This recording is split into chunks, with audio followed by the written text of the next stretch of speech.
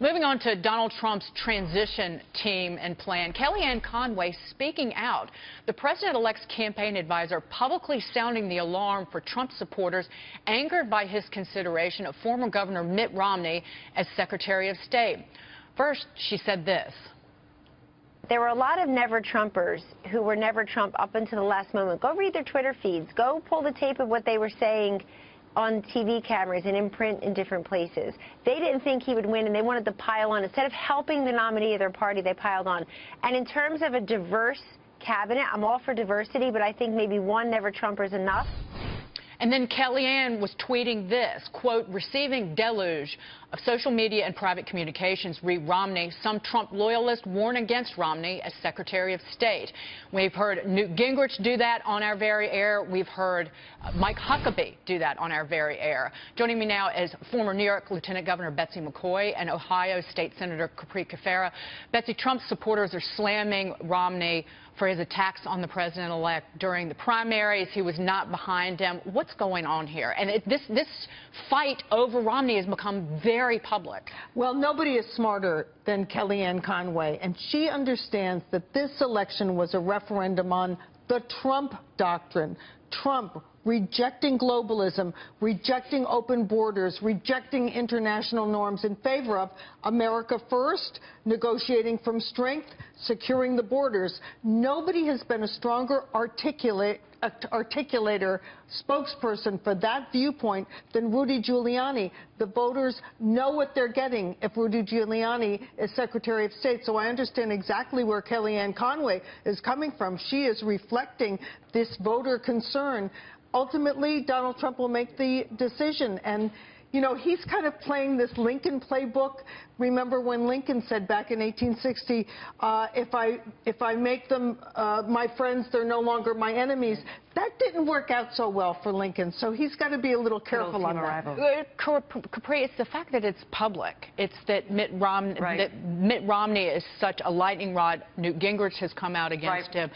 Governor Huckabee on with Maria on Wednesday, and now Kellyanne Conway. So does it look bad? Does it hurt the transition or not? I mean, it's never good to put your dirty laundry out on Front Street. I mean, any time that you're dealing with an important, as important of a selection, frankly, as Secretary of State, to have this sort of infighting out on the street isn't necessarily a great place to be. I wouldn't call it dirty laundry. You know why? Because this shows the public that Donald Trump is committed to selecting the best person for the job, and even take a little guff in the meantime. And I don't disagree with that. And I think that it's good for Donald Trump to consider Mitt Romney, to consider part of this team of rivals. I think that it sends a very strong message to the global community that he's willing to entertain different perspectives, particularly when it comes to foreign policy. That being said, you don't necessarily want your team out there, voicing their concerns in the way that they are. That's my concern about it, Betsy. From a business perspective, I think it would be odd for a CEO, for the senior VP or for the CFO, for example, of a company to be talking about, to be criticizing the CEO for who they're choosing to be the COO, for example, or for whatever the position may be.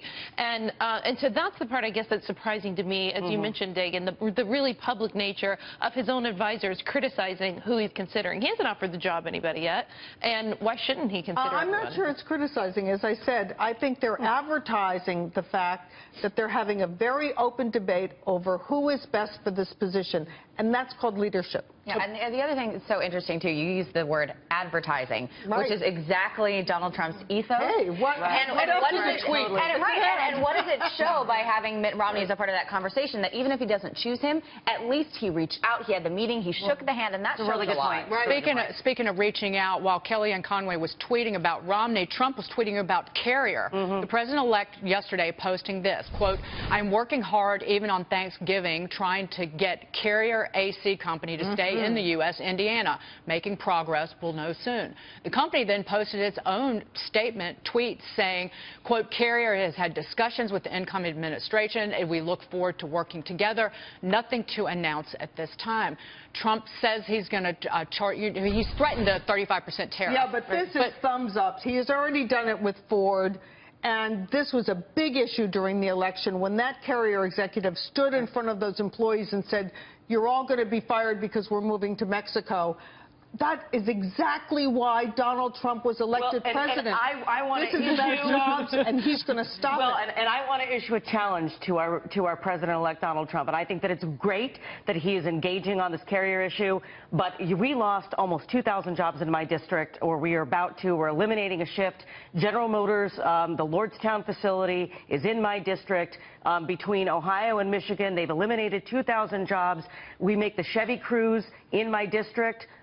Because of market forces, they've been reduced. Call them up.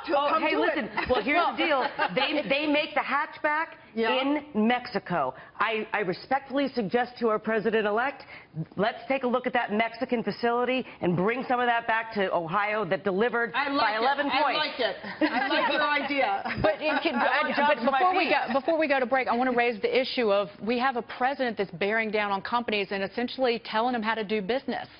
As a business reporter, it kind of makes me do like this face. I understand what you're saying. I think what the president needs to do is to work with the Congress to work on tax reform, right? We need to incentivize companies to come back. Why are they going to Mexico? He's not going to have time to be calling every company on the phone in the United States who's moving jobs. Agreed. He's stopping the damage. Some of these companies otherwise would make the decision before he even gets sworn in. This is very different from Democrats like Andrew Cuomo in New York who go and offer something special to one company. He's just advertising the fact, hold on, guys, because you're going to be in a very different environment in just a few days. Right. Betsy, great to see you. Betsy McCaughey, Capri, always great to see you. Absolutely. Happy Thanksgiving, ladies. Thank you.